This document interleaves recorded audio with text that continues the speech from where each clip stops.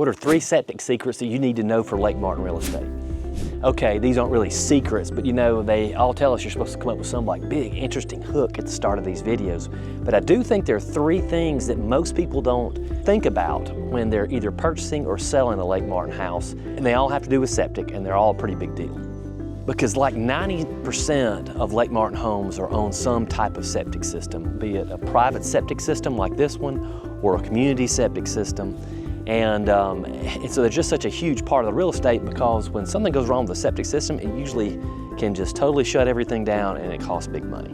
I thought too this would be a good chance to take a look at this one, because this is during the inspection phase of this house, and so their septic was recently inspected. And so you can see the tank is right here, and I guess that's like an air vent right there, but you can see the 3 access ports. And this tank is up here, and coming from the house, there's a pump that pumps up to this tank, and then it distributes into these field lines, or a leach field is another way you hear that described.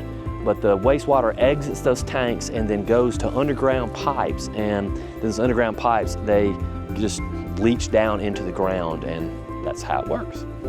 So tip number 1 is that septic systems are rated by bedrooms and not bathrooms. When I first started selling real estate, I thought it was the number of bathrooms is how it's rated, but that's not true. Each county in Alabama, at least, has the county health department, and that is the government arm that approves these septic systems. And so they approve it by the number of bedrooms. So that matters to you as a buyer. If you look at a house and it's maybe 2 bedrooms and you think, hey, I want to expand to 4, you need to think about your septic system. Is there capacity in that septic system to do that, or is there an area in the land that you can expand the septic system? It affects sellers too, because if you have a house that is limited in the septic capacity, that's going to limit the house that can be built there. So you as a seller need to know, okay, a maximum house build here is going to be 3 bedrooms or 6 bedrooms. For instance, I had a house sale last year where the house was actually rated for 3 bedrooms, and they thought it was rated for 6. So that totally changed the whole real estate process, because we were wrong about the number of bedrooms that it was approved for. Another thing I hear asked is, well, if it's part of a community septic system, does it need to be inspected? Because some houses are on community septic, meaning like neighborhoods like the Ridge comes to mind, or Kennebec, or the Village. Several communities like this where you don't have your own septic field at your house, but you do have a tank that goes in and then is pumped out to the community system. So you'll have a mini tank on your house, on your lot, and then a pump that pumps it out to the community. Well, I don't need to inspect it then, do I? No, that's not right either. Because what if that tank goes bad? What if there's a crack or a deficiency in the tank that is on your property?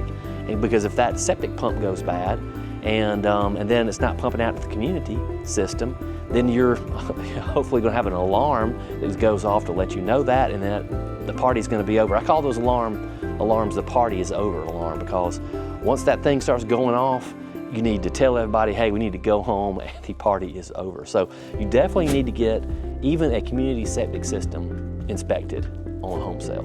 That's secret number 2. See, that's your septic alarm right there. A nice red light goes off. It's very shrill, lets you know that the party is over. You need to do something about this.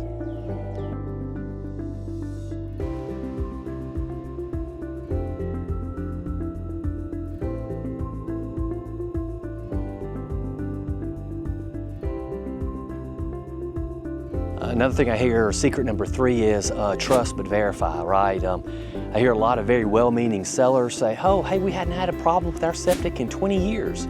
It's fine, we've never had a problem. Well, that's well-meaning advice sometimes, but a lot of times, maybe it hasn't really been heavily used in like 5 years, and so the system hadn't been tested, or you know, they haven't realized that some roots have grown into the tank. And so even if somebody tells you, hey, we've always had a good septic system, we've never had it pumped, and we've never had problems, you still need to get it inspected.